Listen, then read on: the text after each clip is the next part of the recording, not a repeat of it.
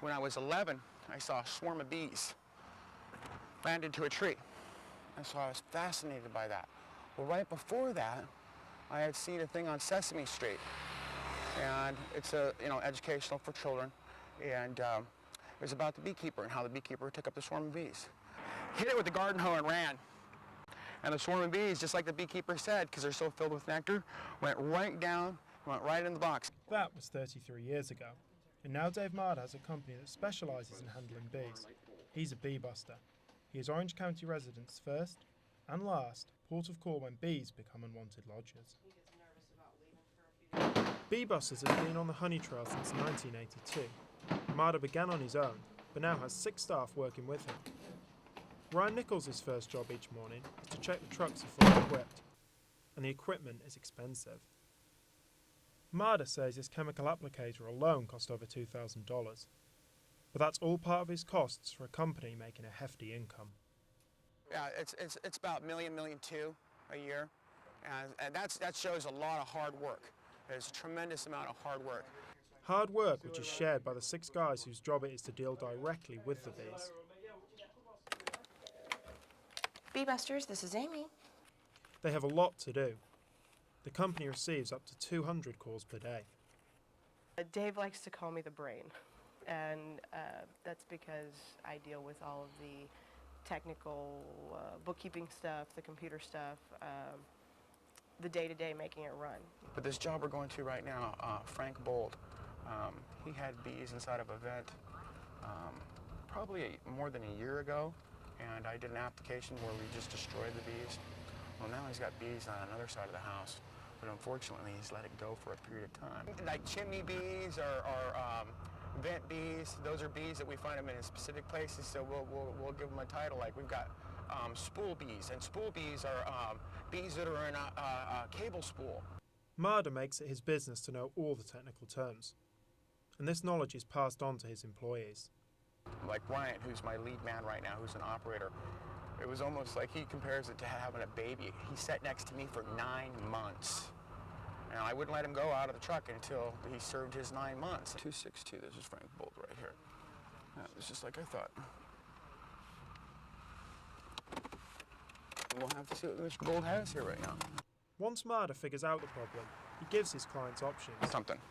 It's then up to them what they want to do. So you need to make a command decision for me right now. One is simply destroy it, put some screen on these holes right here. 1/8-inch hardware cloth. Yeah. That's $125. Okay. All right, but you got to understand what's going to go on. If I kill those bees inside there, you could get honey damage. You could get an odor going on inside there, and it could be susceptible to rodents. Oh. So the other way to go is to have me take a reciprocating saw called a Sawzall, and cut the nails on that block right there. Yeah. I pull that block out of there, Yeah. and then I remove all the honey and comb that's inside there, and then I put screen on the back of it, and I nail it back up and caulk around it. For that, I charge $325. My recommendation is to remove it. That's what I say, is pull it out of there. Okay. You want to do it, or you want to? Yeah, why not? To do the work, Marder needs a lot of equipment. From ladders to applicators to staplers, and last but not least, his bee suit.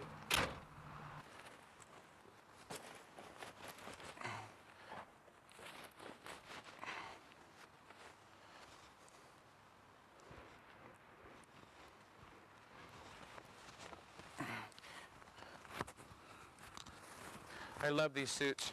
It's about more than just looking the part, though.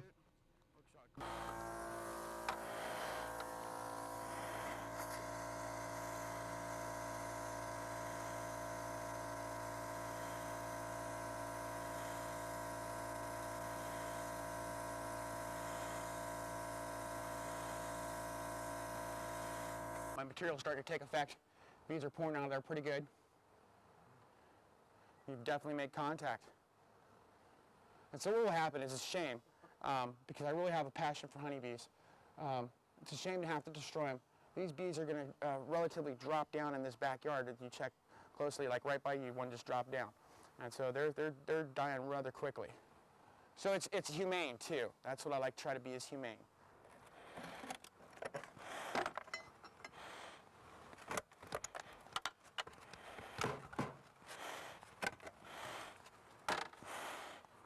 And It's not much of a honeybee colony, but you can see how that could be a nuisance. And one you wouldn't want returning anytime soon. The way he'll fix it is to staple wire mesh to the vents, to let bees know that they are not welcome. But it's clear that Marder has a real passion for bees.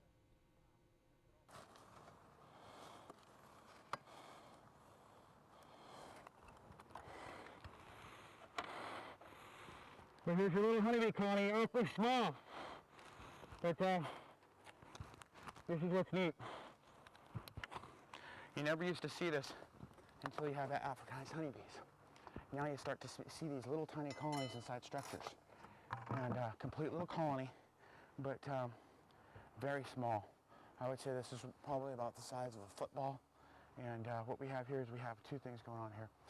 This right here is where the bees are storing their food. That's all pollen inside there. See how pretty that is? And we've got pollen on one side and honey on the other side. It is not only pretty, but also doubles as a kind of womb. But you actually have a metamorphosis of honeybees going on. This is called brood. And what the queen has done is she's laid eggs in these cells, and the eggs have hatched, and you can actually see the metamorphosis in here a little bit if you look closely. The eggs have hatched, they turn into a grub, they spin a little cocoon. See that little silken cocoon right here? Right there? They spin that cocoon and they become a bee. It takes about 17 days or so. And about 17 minutes to destroy. But it's necessary to make sure the area is cleared out. I've opened up many of these and seen dead rodents inside there where the bees have just gone after the rodent. But they'll just be such a nuisance, especially here in South Orange County, the land of the rat. The phone never stops ringing. Marder's quite the celebrity. Hello? What's going on? Oh, indeed, he's a bee buster. I like that name. I like his slogan, too, on his truck. Who you gonna call? Well, bee busters, of course. But sometimes they probably wish people didn't. A lady called me up and she told me that whenever guests come to her home, they ring the doorbell, wasp comes out and stings them right in the face. I said, nah. And so I go out there, I ring the doorbell, just because I want to see this phenomenon occur. Sure enough, wasp zaps me right in the face. Early mornings, late nights. Business is doing well, but it doesn't come easy. I usually work 7 days a week, on call. Not uncommon for me to work a 14-hour day. So, and that's been going on for all of my adult life and most of my childhood. So I've always been a worker bee. And where are you going now? Are you going to have some lunch or to have a No, I've break? got to head out to another call. I got a couple more calls going on today. So I'm out to bust more bees.